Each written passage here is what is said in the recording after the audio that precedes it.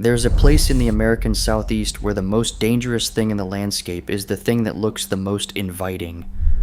The water above the sinks gathers knee-deep before it goes over the edge, clear, unhurried, the color of weak tea over smooth stone. On a warm afternoon, you can watch it move and read it as an invitation. Children wade in it. Parents photograph them there. The current at your ankles feels no stronger than a garden hose, and the rock beneath your feet, though slick, seems to hold. That is what the water looked like to Amber Rose Mirasola. She was 17 from Mount Dora, Florida, and on July 30th, 2011, she stood in knee-deep water just above the 15-foot falls on the Little River, doing what thousands of visitors do at that exact spot every summer. Then she lost her footing. In a few seconds she was over the edge, and at the base of the falls the water pulled her into a crevice in the rock and held her there. She drowned within reach of the people she had come with. It was a Saturday afternoon in July. Nothing about it was unusual. What matters here is not the tragedy of one day, but the ordinariness of it. The National Park Service says plainly that drowning is one of the leading causes of death in Great Smoky Mountains National Park, and almost every person it takes was doing exactly what Amber was doing: wading, cooling off, standing in water that looked completely safe. This is the most visited national park in the United States. It is free to enter. Its rivers are photographed millions of times a year. And it kills quietly in shallow-looking water on ordinary afternoons, people who did nothing you or I wouldn't do. The danger here is not that the Smokies look frightening, it is that they don't. Almost no one believes this park can kill them, and the numbers are part of why. Great Smoky Mountains National Park drew about 12.2 million recreational visits in 2024, and 13.3 million the year before, well over double the Grand Canyon. By a wide margin, it is the most visited national park in the country. 12 million is hard to feel. Spread across a summer, it means the beloved river spots, the Townsend Wye, Midnight Hole, the pools below the falls, fill on a hot weekend with more people than many towns hold, all of them in or beside the water at once. And unlike almost every other marquee park in America, it costs nothing to drive into. There is no entrance gate, no fee, no ranger checking a pass at the boundary. Since March of 2023, a $5 a day parking tag is required to stop for more than 15 minutes. But the park itself is free. A visitor can be inside it before deciding to visit it. Everything about the place is built to feel gentle. The park holds roughly 384 miles of road, about 238 of them paved, including newfound Gap Road, which climbs past 5,000 feet, and the 11-mile loop through Cades Cove where cars idle bumper to watch deer graze in a meadow. The mountains are old, their summits are rounded, forested, and gentle. The highest point, Kuohi, the peak long called Klingman's Dome, restored to its Cherokee name in 2024, tops out at 6,643 feet, and most of the climb is a drive, the last stretch a paved path. There are no cliffs that demand ropes, no thin air that steals the breath, no desert that announces at the trailhead that it means to kill you. Instead, there is abundance. The Smokies are so rich in life they are called the salamander capital of the world, home to 31 species of salamander, the most recent, the Cherokee black-bellied salamander, confirmed only in 2022. People bring their children here to see wildflowers and black bears and mist rising off green ridgelines. The Cherokee called these mountains Shakonaj, the place of blue smoke, and lived among them for countless generations before the forced removal of 1838. What the haze conceals is not menace, it is water. The same conditions that make the Smokies feel gentle are the ones that make them lethal. The forest is soft and green because it is drenched. Rainfall runs from about 55 inches a year in the lowlands to 85 inches on the high peaks. All of that water has to go somewhere, and it goes downhill, gathering into rivers that look like scenery and behave like machinery. People do arrive braced for danger, they just brace for the wrong one. They watch for bears. They keep the children close on the trails and scan the tree line at the overlooks. Yet in the entire recorded history of the park, Black bears have killed exactly one visitor, Glenda Ann Bradley, a 50-year-old school teacher on a day hike, killed on the Little River Trail in 2000. Fatal black bear attacks are almost vanishingly rare. Across all of North America in the 110 years between 1900 and 2009, black bears killed only 63 people. The animal everyone fears has taken a single life here in a century. The river beside that same trail takes people nearly every year. The park will tell you this itself. Its own water safety guidance warns of cold water hypothermia, of undertows hidden beneath calm surfaces, of slick rock, of legs pinned in underwater ledges, and of the plain fact that there is not one lifeguarded swimming area anywhere in its 500,000 acres. 12 million people a year, no lifeguards, and a river at the bottom of every trail. Most of what people believe about drowning is wrong. We picture it as a struggle, thrashing, shouting, a raised arm, a cry for help. We assume a strong swimmer is safe, that fitness is protection, that anyone in trouble has time to react. Every one of those assumptions is why people die in this park. Mountain water in the Smokies stays cold long into summer, and cold water does something to the body that has nothing to do with how well a person swims. Sudden immersion triggers the cold shock response, an involuntary gasp, then rapid breathing the person cannot stop, then a loss of breath control. If that gasp happens underwater, the person inhales water. It is dangerous even in water of 50 to 60 degrees, and it can be triggered by water as warm as 77. This is not willpower. The body does it before the mind can object. Picture what that means in a river. A person steps off a submerged ledge they could not see, or slips on algae-slick stone and drops into water far colder than the July air. The gasp comes instantly, a full, deep breath the body demands whether or not the mouth is above the surface. If it is not, that first breath is the beginning of the end, and it happens in the opening second, before any thought of swimming, before any decision at all. That first minute has a name in cold water rescue, 110-1. 1 minute of cold shock, while the breathing runs wild and judgment narrows to panic. Then roughly 10 minutes of useful movement, while the hands and limbs still work well enough to reach a rock, grab a branch, pull the body out before the cold shuts them down. Then about 1 hour before unconsciousness. The cruel part is the middle number. Swim failure is not exhaustion, it is the muscles simply stopping. 10 minutes in, no matter how strong the swimmer. The strongest person in the water and the weakest reach the same wall at nearly the same time. 10 minutes sounds survivable. It isn't much. It is the length of a phone call, measured from the moment the water closes over someone who is already spending most of it fighting a body that has begun to stop answering.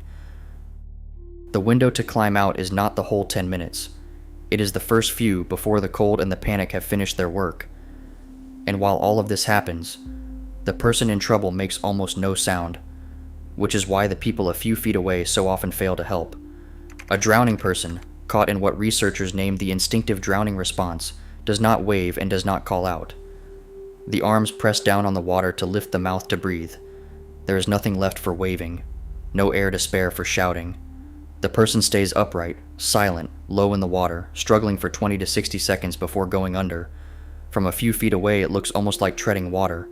Sometimes it looks like playing. So the people on the bank keep taking photos. The family keeps unpacking the cooler. The friend a body length away thinks the splashing is a joke. And the water, indifferent to all of it, finishes in under a minute what it started. The sinks, where Amber Mirasola died, is not even a natural waterfall. Loggers made it, dynamiting a log jam on the little river and blasting a 15-foot drop into the rock.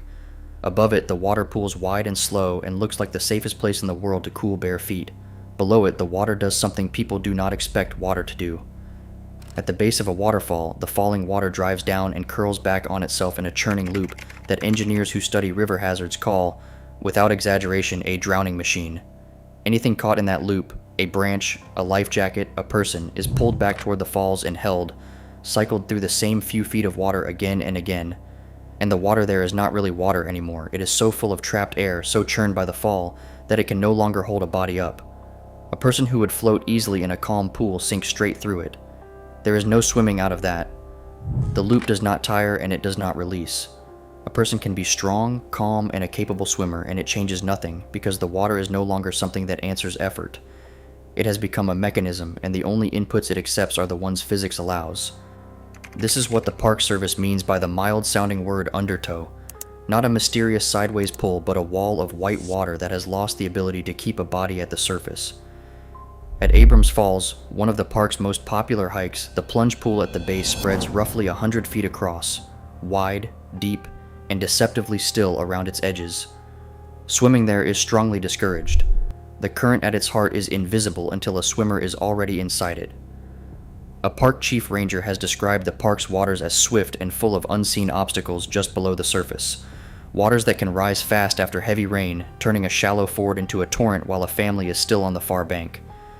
Rain that fell miles upstream on a ridge no one at the crossing can even see arrives minutes later as a surge of brown water. The crossing that was ankle deep on the way in can be waist deep and shoving on the way back. The falls do not even need a swimmer to kill. In 2017, a 37-year-old man hiking alone climbed onto the rocks at the top of Ramsey Cascades. At 100 feet, the tallest waterfall in the park, lost his footing on the wet stone and fell to his death. A warning sign at the base states plainly that several people have died climbing the falls. The sign is there because the rocks look climbable and the view from the top looks worth it, and the water sliding over the lip looks thin and harmless right up until it takes a foot out from under you. None of this reads from the shore. The surface is a liar. The calm anyone can see sits directly on top of the violence they cannot, and the only way most people learn the difference is by stepping into it. The people this happened to were not thrill seekers or experts pushing limits. They were ordinary visitors, on ordinary days doing the ordinary thing. On July 11th, 2011, 19 days before Amber Mirasola, Dick Chijioke, 34 of Plano, Texas, was tubing with his family at the Townsend Wye, a gentle, beloved spot where two prongs of the little river meet. It is exactly the kind of place families take children. His rental tube tipped and dropped him into a pool 12 feet deep. He did not resurface. He had been floating on an inner tube on a summer afternoon with the people he loved most. 9 years later, on September 14, 2020, Yogesh Patel, 25 of Oak Forest, Illinois, drowned at a swimming hole called Midnight Hole on Big Creek. Bystanders watched him struggle. They tried to reach him and could not. Divers recovered his body the next day from 18 feet of water. Everything the science describes, the silence, the speed, the helplessness of the people right there, happened in front of witnesses who wanted desperately to help and had no way to. At Abrams Falls, the deaths come in more than one form. On April 28, 2016, Jitendra Patel of Roswell, Georgia, slipped into the water while taking photographs. He was not swimming. He was standing near the edge of a beautiful place, doing what everyone there was doing, trying to capture it. He drowned and his body was recovered that evening. And at the same falls, on August 27, 2021, Stephen Musser, also of Roswell, Georgia, drowned while swimming in that 100-foot plunge pool, caught in the current and trapped by underwater debris. The same water and the same warning ignored. Not out of recklessness, but because the water simply did not look like it meant it. 4 people, 4 ordinary afternoons. A tuber, a swimmer, a photographer, a waiting teenager. None of them did anything most of us have not done or would not do. None of that is coincidence, and none of it is luck. If the water is this dangerous, and the warnings are right there on the signs, why do reasonable people keep walking in? The park does not only pull people under, sometimes it simply keeps them. The National Park Service maintains a cold case list for the Smokies, people who vanished inside the park and were never found. It holds to this day exactly 4 names: Dennis Martin, Trenny Gibson, Polly Melton, Derek Luking. 4 people who walked into these mountains and did not walk out, whose bodies, despite enormous searches, were never recovered. The oldest of them is the one that still haunts the park. On June 14, 1969, during a Father's Day weekend outing at Spence Field, a boy named Dennis Martin slipped behind some bushes to surprise the adults. A game. A child hiding for a laugh. He was gone in the seconds no one was looking.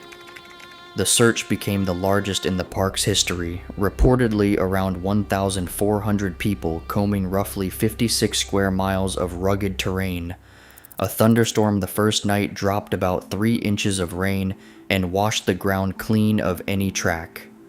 He was never found. The pattern repeats with terrible consistency. On October 8, 1976, 16-year-old Trenny Gibson was hiking back from Andrews Bald toward the Clingman's Dome parking area on a high school field trip, walking with her classmates one moment, gone the next. On September 25, 1981, Thelma Polly Melton, 58, was hiking the Deep Creek Trail with 2 friends when she walked ahead at a faster pace, went out of sight around a bend, and was never seen again. That is all it takes. No fall, no predator, no dramatic misstep, just a few extra steps of pace, a bend in the trail, and a forest that closes behind a person the way water closes over one. The same forest that feels like a park hides a person the instant they leave the path. People who lose the sun and lose a landmark do not walk towards safety in a straight line. They walk in circles. A 2009 study found that people deprived of visual cues, blindfolded or under heavy cloud, sometimes looped in circles less than 20 meters wide, convinced the whole time they were walking straight, and the Smokies strip away those cues better than almost anywhere. Fog rolls in within hours. The rhododendron thickets that early settlers called laurel hells grow up to 13 feet tall and nearly impenetrable. A green maze with no view of the sky. Search teams have walked within feet of lost people and missed them in that cover. It is why 4 names still sit on the cold case list, decades later in the most visited park in the country. Not because no one looked, but because these mountains are very good at keeping what steps off the path. Add cold to that, and the park does not even need a person to be far from the road. On September 25th, 2018, the same date, 37 years later, that Polly Melton vanished. Mitzi Susan Clements, 53, of Ohio, left the Clingman's Dome area for a short hike toward Andrews Bald. The weather was cold, foggy, and raining. She wore a sweater, workout pants, running shoes, and a plastic poncho, and carried no food, no water, no extra layers because it was a short hike on a paved access mountain in a national park. She became lost. She was found dead a week later of hypothermia. The park's own weather guidance explains how. Temperatures swing 10 to 20 degrees from base to summit, and sunny skies can turn to snow flurries within hours. Hypothermia is possible here even in summer. The mountain that felt like a scenic overlook when she parked her car was a different mountain entirely by the time she was lost in it. These people were not fools. Many were careful. All of them saw at some level what the rest of us see. Why do reasonable people override their own judgment and step in anyway? The answer is not stupidity, and that is worth saying plainly, because it is tempting to watch from a safe distance and believe we would have known better. We would not have. This is not a failure of intelligence. It is a failure built into how every human mind reads risk. The first piece is optimism bias, the deep, almost automatic assumption that bad outcomes happen to other people. 12 million visitors a year cool off in these rivers and go home fine. The evidence of their own eyes and everyone around them says the water is safe. The person who drowned last summer is not standing on the bank to warn anyone. Survivorship does the arguing and argues for wading in. Every safe visit is a data point, and there are millions of them, and they all say the same reassuring thing. The one fatal counterexample is invisible. It left before anyone arrived, and it posts no warning of its own. The mind counts the wins it can see and never subtracts the losses it cannot. The second piece is that the danger gives no early feedback. In most risky situations, discomfort escalates. It gets colder, steeper, scarier, and there are chances to turn back. The water here offers none of that. It is pleasant right up until the instant it is fatal. There is no warning tremor. The knee-deep pool above the sinks feels identical whether a person is about to step out of it in a minute or be swept over the falls. The line between fine and dead is invisible, and a person crosses it without any signal that they have. The third piece closes the trap. Goal-directed behavior. They drove hours to get here. The children are hot. The photograph is right there. The waterfall is beautiful. The pool at its base is inviting, and everyone else is already in the water. Once a person has a goal, cool off, get the shot, cross to the other side. The mind quietly discounts the risk standing between them and it. The warning sign becomes scenery. The undertow becomes an abstraction. This is why the sign so rarely works. Not because people cannot read it, but because a warning is an abstract claim about a future that has not happened, and the goal is a concrete pull happening right now. the heat, the children, the beauty, the short window before the day ends. In that contest, the abstraction loses almost every time. Put those three together and you get an ordinary, intelligent, careful person standing exactly where Amber Mirasola stood, feeling exactly as safe as she felt, for exactly the same good reasons. The tragedy is not that they misjudged the water. It is that a correctly functioning human mind in that setting reliably misjudges it. This is not the exception, it is the design. Once that mind makes its quiet mistake, the last question is how fast help can arrive. The honest answer is almost never fast enough. The fatal clock is short. Cold shock kills in the first minute. Meaningful movement is gone in about 10. The instinctive drowning response runs its course in 20 to 60 seconds, start to silence to under. Set that against rescue in 500,000 acres of rugged, roadless, fog-prone terrain, where the nearest ranger may be many miles and many minutes away over ground with no straight path across it. Distance in these mountains is measured not in miles but in switchbacks, in river crossings, in ridgelines that force a rescuer up and over instead of across. A point half a mile away as a bird flies can be an hour away on foot. A helicopter needs a break in the canopy and a break in the fog, and the Smokies specialize in denying both.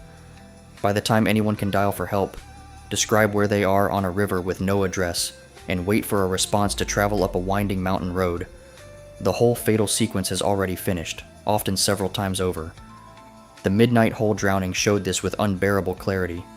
The would-be rescuers were not miles away. They were right there, arms outstretched, and it still was not enough. When the people at the water's edge cannot reach someone, no one behind them can arrive in time to. That is why the deaths in this park are so rarely stories of failed rescues. There is usually no rescue to fail. The distances that make the Smokies feel like wilderness, the very remoteness people drive here to find, are the same distances that put help permanently out of reach the moment it is needed. The whole outcome is decided before help is ever a factor. It is decided at the water's edge, in the ordinary seconds before anyone steps in, by a person reading a calm surface and finding no reason not to. Everything after that is too late. The only place this is ever winnable is the one place it never feels dangerous: the bank, the shallows, the knee-deep pool, the moment before. Which brings us back to Amber Rose Mirasola, 17 years old, from Mount Dora, Florida, standing in knee-deep water on a Saturday afternoon in July. Water that moved slowly, water that dozens of people had stood in that same day, water that looked, in every way a human being can perceive, completely safe. She was not reckless. She was not doing anything you would not do on a hot day beside a beautiful river. She lost her footing and the falls were 15 feet away, and there was no warning in the water at all. The Smokies did not single her out. They do not single anyone out. They offer the same calm, inviting, ordinary-looking water to 12 million people a year, and let human nature do the rest, the optimism, the missing warning, the pull of a good afternoon. So the only real question left is not about her, it is about you. The next time you are standing at the edge of a mountain river, on vacation, in the sun, with the water sliding warm and slow over your ankles and every visible sign telling you it is fine, will you be able to see the 15 feet of falls that Amber could not? Or will it just look, to you, exactly the way it looked to her?